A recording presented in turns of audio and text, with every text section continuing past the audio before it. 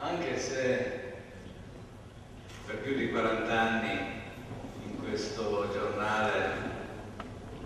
ho fatto un po' di tutto, lavorando un po' in tutti i settori e a tutti i progressivi livelli ascendenti, ho scelto questo tema per il nostro incontro di oggi per un motivo in fondo molto semplice, che considero pertinente a essere illustrato da me. Per circa 11 anni, prima ancora di succedere a Vittorio nella direzione del giornale, la mia firma ingerenza era quella di condirettore responsabile, il che ha un significato particolare, più ancora che sul versante giornalistico si riflette sul versante della rappresentanza del giornale, non solo nello scrivere con la mia firma, ma anche nel rappresentarlo al banco degli imputati in tribunale, dove un poco alla volta i cancellieri si sono abituati a farsi dettare direttamente da me le risposte, tanto ero abitué di quel posto, perché di solito sapete il presidente o il PM o la parte civile o il coso fanno delle domande che poi il presidente detta al cancelliere, se eravamo nell'era pre-elettronica ovviamente, e poi detta anche le risposte dell'imputato, cosa che io cominciai a non sopportare perché non le consideravo esattamente corrispondenti al senso di ciò che io volevo dire, per cui con molta calma e facendo molta attenzione alle parole, le risposte dell'imputato le dettavo io, e la terza sezione del Tribunale di Palermo, che era quella specializzata per i reati di stampa, aveva finito col prendere pazientemente atto di questa mia assolutamente non futile pretesa. Io sono stato in tutto, non so se un piccolo Keynes, 86 volte sul banco degli imputati in questo palazzo di giustizia nel corso degli anni, e mi sono trovato anche una volta con un ingorgo di 31 processi tutti contemporaneamente in calendario, che si alternavano e creavano così anche un po' di necessità di attenzione da parte mia a quale dei processi stavo partecipando. La mia fedina penale è assolutamente pulita, intendiamoci oggi. In genere venivo condannato qui dalla magistratura palermitana in primo grado, veniva condannato il giornale nella mia persona. Ce la sfangavamo in appello qualche volta, se non si arrivava in Cassazione. Ma insomma non siamo mai stati sconfitti, ecco. Quando proprio c'era una necessità, c'era sempre la risorsa della legittima suspizione, cioè andavamo a celebrare il processo in un altro distretto giudiziario dove la magistratura avrebbe dovuto essere più obiettiva. Siamo andati una volta a Torino, mi pare, per un articolo di Michele Pantaleone sui rapporti tra mafia e politica.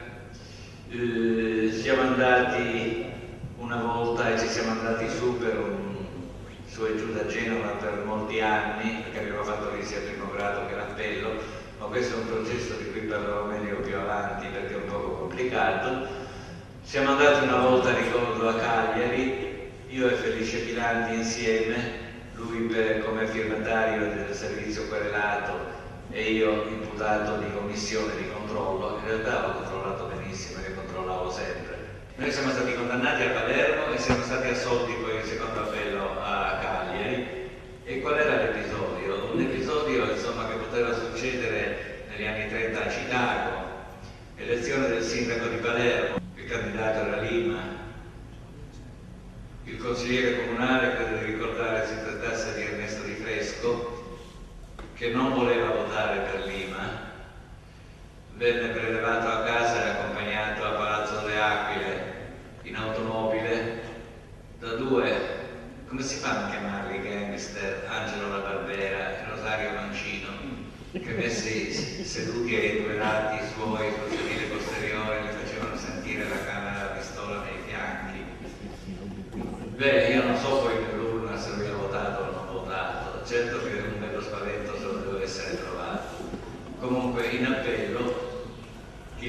creduto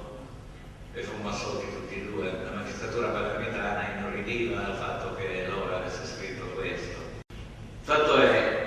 che Lora negli anni 60-70 e con strascichi fino all'80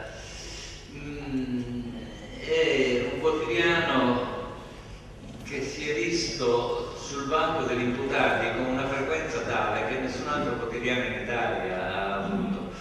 E i reati che commettevamo erano sempre gli stessi, no? Diffamazione a mezzo stampa, diffusione di notizie false, tendenziose, atte a turbare l'ordine pubblico.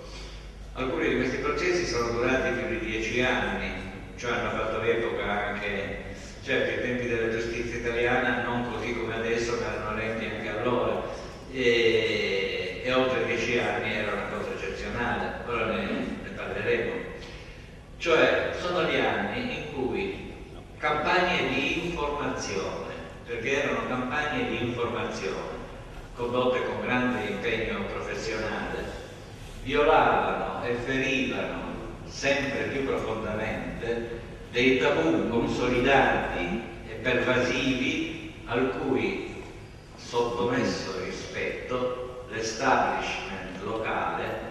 politico, affaristico, mafioso, tutti collegati da trattino, era stato troppo bene per loro abituato dai media del tempo. E non solo da questo, dalle stesse palpebre calate della magistratura di allora, una magistratura che mai aveva cercato di controllare allora se la pretesa diffamazione non fosse invece una notizia criminis